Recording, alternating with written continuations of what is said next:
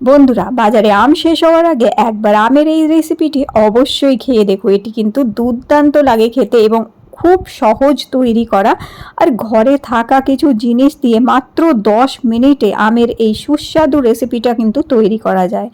একটি বাটির মধ্যে আমি 3 বড় চামচ এখানে নিয়ে নিলাম ময়দা, আর এরপর এর মধ্যে দিয়ে দেবো 2 বড় চামচ আমি চিনি। আর তোমরা যদি একটু বেশি মিষ্টি খেতে চাও তাহলে এখানে 2.5 থেকে 3 চামচ চিনিও দিতে পারবে। চিনি আর ময়দাটাকে খুব ভালো করে আমি এখানে মিশিয়ে নিলাম। এরপর দেখো এখানে এই যে আম ভালো করে আমি খোসা ছাড়িয়ে নিয়ে আমের রসটা ছেঁকে নিয়েছিলাম। ছেঁকে নিয়ে একটু ফুটিয়ে ঘন করে রেখে দিয়েছিলাম এরকম জেলি তৈরি করে। তো সেই আমের এই জেলিটাই আমি এখানে 2 বড় চামচ মিশিয়ে দিলাম এই ময়দার মধ্যে। তো তোমরাও টাটকা আম দিয়েও করে নিতে পারো, আর চাইলে আম আগে থেকে তোমরা আমের রস বার করে সেটি ছেঁকে নিয়ে ভালো করে একটু ফুটিয়ে রেখে দিতে পারো, ঘন করে সেটা দিয়েও তৈরি করতে পারবে। এবার এখানে 1 কাপ আমি দিয়ে দিলাম দুধ। 1 কাপ দুধ দিয়ে এটাকে ভালো করে এখন গুলে নিতে হবে। তো অল্প অল্প করে দুধ দেবে। মোটামুটি এখানে আমার যে দুধ লেগেছে 100 থেকে 150 গ্রাম মতন দুধ লেগেছে। তো ওই 1 কাপ আর অল্প 1-2 চামচ একটু বেশি দুধ এখানে লেগেছিল। তো এইভাবে একটা ঘন ব্যাটার তৈরি করতে হবে।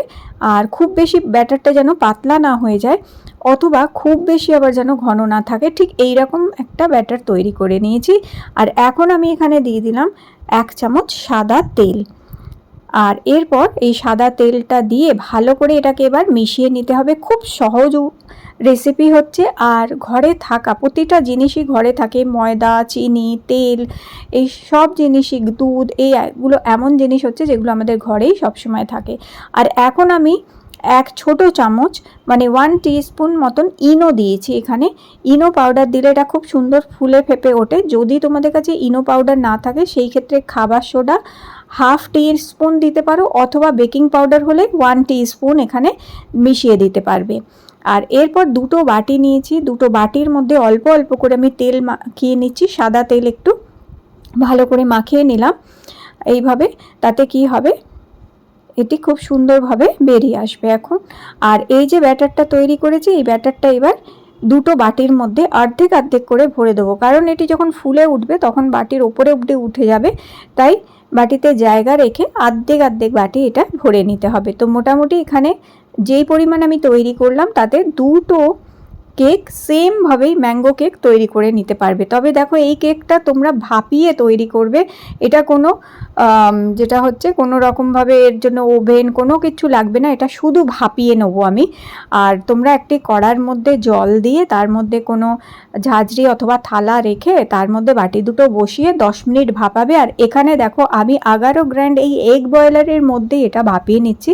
এটাতে বেশ সুবিধা হয় ভাপাতে। এখানে জলের লেভেল দেয়া থাকে, সেই লেভেল অবধি জল দিয়ে দিয়েছি। আর এই বাটি দুটো এখন বাটিটা বসিয়ে দেবো। আমি একটা একটা করে নেবো।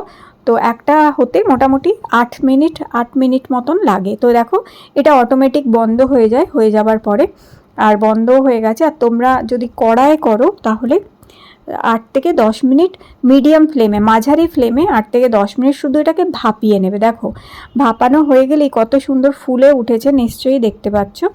আর এখন এবার এটাকে একটু ঠান্ডা হয়ে গেছে এখন। আর এটাকে এখন প্লেটে দেখো বার করে নিয়েছি, কত সুন্দর বেরিয়ে এসছে আর কত স্পঞ্জ হয়েছে, কত সফট হয়েছে, দেখতেই পাচ্ছ। চলো এখন এবার কি করেছি, একটুখানি আমি ফ্রেশ ক্রিম নিয়েছি। তোমরা এখানে ফ্রেশ ক্রিম নিতে পারো, হুইপড ক্রিম নিতে পারো, যে কোনো ক্রিম নিতে পারো। যদি ক্রিম নাও থাকে কোনো সমস্যা নেই, শুধু ওই যে আমের যে জ্যাম তৈরি কিংবা জেলি মতন তৈরি করে রেখেছিলে সেটাও দিলে হবে।